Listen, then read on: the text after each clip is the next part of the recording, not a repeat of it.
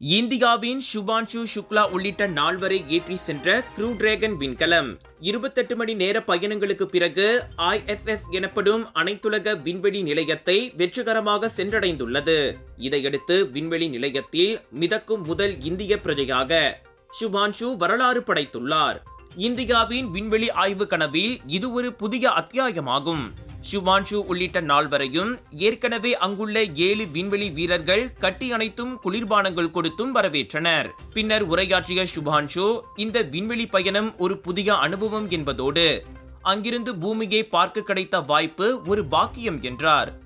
அடுத்த 14 நாட்கள் தமக்கு மிகுந்த ஆச்சரியம் நிறைந்த நாட்களாக இருக்கும் என்றும் அவர் வருணித்தார். Thrilled to be here with my fellow astronauts, as Peggy said, one veteran and 3 rookies, and wow, what a ride it was. Frankly, when I was sitting in the capsule in Grace yesterday on the launch pad, my only thought in my mind was that let's just go. After 30 days of quarantine, it was a feeling that I just wanted to go. The excitement and all was, probably far away. It was just the feeling that let's just leave here. But when the ride started, it was something like you're getting pushed back into the seat. It was an amazing ride. And then suddenly, nothing. Everything silenced, and you were just floating. You unbuckle, and you were just floating in the silence of vacuum. It was an amazing feeling.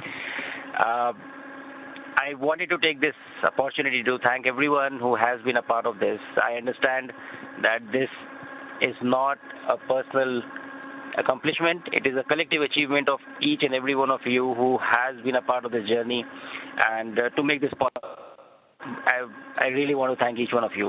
அமெரிக்காவின் எக்ஸியோம் space தனியார் நிறுவனத்தின் எக்ஸியோம் 4 திட்டத்தின் கீழ் Shubhanshu சுக்லாவுடன் America, Poland, Hungary நாட்டு விண்வெளி வீரர்கள் ISS சென்றடைந்துள்ளனர். விண்வெளியில் அவர்கள் 60 பரிசோதனைகளை செய்யவிருக்கின்றனர்.